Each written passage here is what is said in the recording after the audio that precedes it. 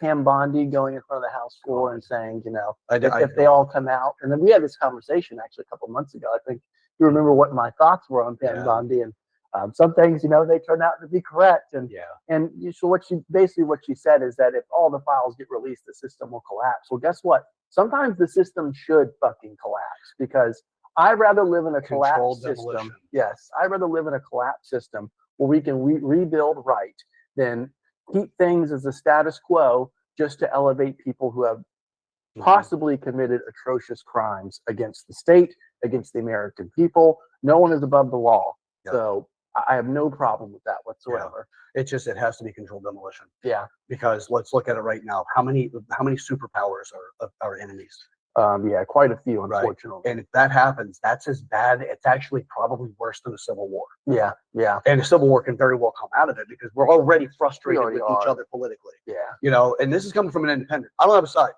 I don't. But I will tell you this: I will never vote Democrat, or at least as far as the party. But then again, this is the way I look at it. The Democrat and Republicans are just skin suits that these nasty motherfuckers that are behind the scenes run in. So when they say, okay, well, you know what, the Republicans have really bad PR right now. There's some issues that we can't seem to shake.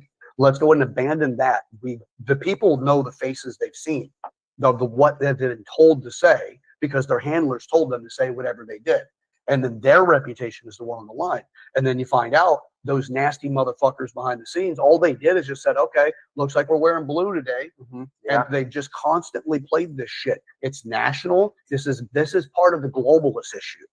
So anyway, this is a big problem that I have. And if we want to start correcting this, controlled demolition is the way to go. Nobody should come out of this without actually being completely vindicated through the legal process. Exactly. You know, you're not guilty until you're proven guilty, but if your name shows up in certain places, you got some questions you need to answer. Exactly.